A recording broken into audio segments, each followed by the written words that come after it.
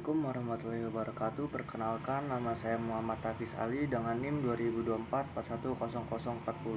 Pada kesempatan kali ini saya akan menjelaskan kembali mengenai 7 topik materi yang telah dijelaskan oleh dosen, yaitu yang pertama, gambaran umum tentang manajemen SDM, yang kedua, ruang lingkup manajemen SDM, yang ketiga, analisis beban kerja, yang keempat, rekrutmen dan seleksi, yang kelima, perencanaan karir, yang keenam, kompensasi, dan yang ketujuh, motivasi.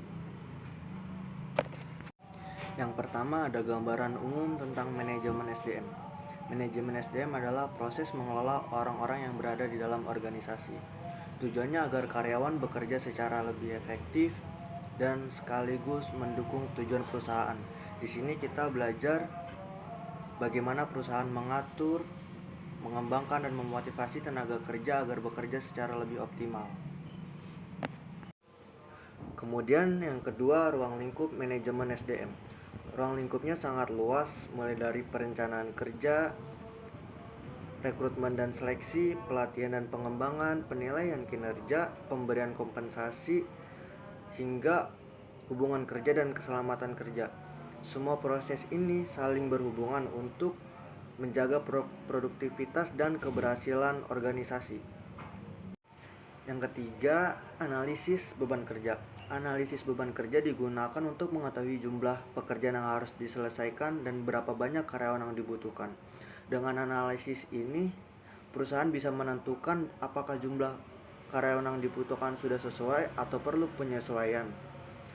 Hal ini penting agar tidak ada karyawan yang terlalu terbebani maupun terlalu sedikit pekerjaannya. Yang keempat, ada rekrutmen, seleksi, dan penempatan SDM. Rekrutmen adalah tahap mencari calon karyawan, kemudian lanjut ke tahap seleksi. Seleksi adalah proses penyaringan untuk memilih kandidat yang terbaik. Setelah itu ada proses penempatan, dilakukan dengan menempatkan karyawan pada posisi yang sesuai dengan kemampuan dan kualifikasinya. Tujuannya agar setiap orang yang bekerja yang ditempatkan sesuai dan tepat dapat memberikan kontribusi yang secara maksimal untuk perusahaan tersebut. Dan yang kelima, perencanaan karir dan pengembangan SDM.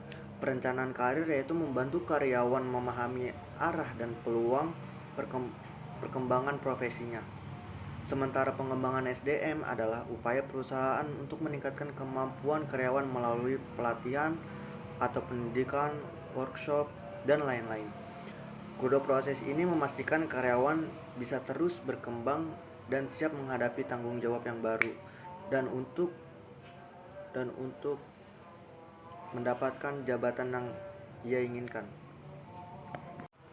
Yang keenam, ada kompensasi. Kompensasi yaitu suatu imbalan yang diterima oleh karyawan seperti gaji, tunjangan, intensif, dan bonus.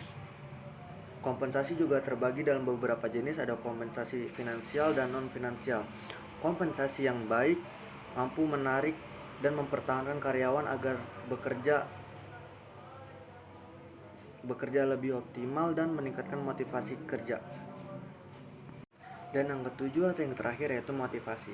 Motivasi adalah dorongan internal maupun eksternal yang membuat seseorang mau bekerja dan berusaha menjadi lebih baik. Faktor motivasi biasanya terpengaruhi akan oleh gaji, apresiasi, lingkungan kerja, hingga kesempatan untuk berkembang. Karyawan yang termotivasi biasanya memiliki kinerja yang lebih baik dan optimal. Demikian penjelasan saya mengenai 7 materi manajemen sumber daya manusia yang telah disampaikan oleh Pak Ardi. Semoga penjelasan ini dapat membantu memperjelas kembali inti dari masing-masing topik tersebut. Wassalamualaikum warahmatullahi wabarakatuh.